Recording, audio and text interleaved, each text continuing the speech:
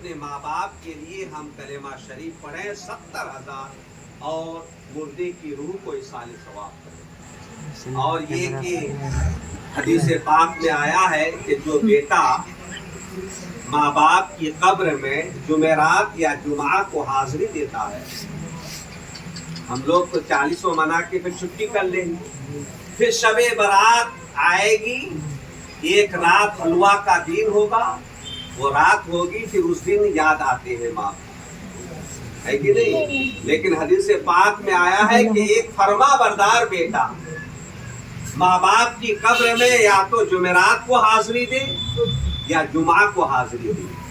اور جو بیٹا باپ کی قبر پہ ماں کی قبر پہ جمعہ کے دن حاضری دے گا، اگر وہ گنہگار ہے تو باپ کی قبر پر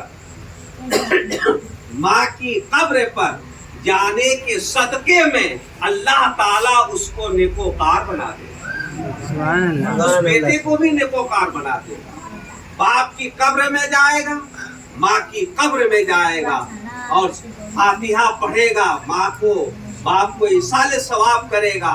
اگرچہ بیٹا گنہگار ہے لیکن باپ کا صدقہ ملے گا، ماں کا صدقہ ملے گا. گنہگار تھا، ماں باپ کی قبر پہ حاضری دیا، اللہ یہ عطا فرمائے گا کہ اسے نیکوکار بنا دے. اس لیے ہمیں ماں باپ کی قبر پہ حاضری دینا چاہیے، ایسے ہی نہیں چھوڑنا چاہیے.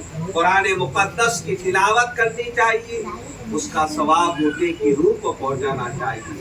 حدیث پاک میں آتا ہے کہ انسان کا دل سخت ہو جاتا ہے، پتھر کی طرح سخت ہو جاتا ہے. اس لیے آپ میلاد میں دیکھتے ہیں کہ میلاد میں جو آپ کو تقریر سنائی جاتی ہے من نہیں لگتا ہے. کیوں من نہیں لگتا ہے؟ اس انسان کا دل سخت ہو گیا، اس کو دین کی باتیں تکلیف لگتی ہے، اس کو اذیت پہنچتی ہے کہ یہ دین کی باتیں بتا رہے ہیں، یہ مسائل بتا رہے ہیں، یہ حدیث کی باتیں کر رہے ہیں، یہ قرآن کی باتیں کر رہے ہیں، تو اس کو وقتاہٹ ہو جاتی ہے. ایسا ہوتا کیوں ہے؟ اس لیے ہوتا ہے کہ اس انسان کا دل سخت ہو گیا.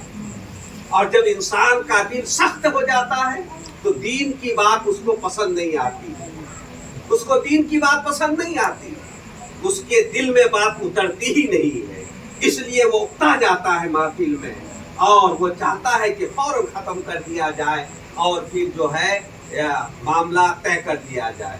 برکہ قرآن مقدس کی تلاوت جب انسان کرتا ہے تو حدیث پاک میں آتا ہے قرآن مقدس کی تلاوت کرتا ہے تو اللہ تعالیٰ سخت دل کو نرم بنا دیتا ہے.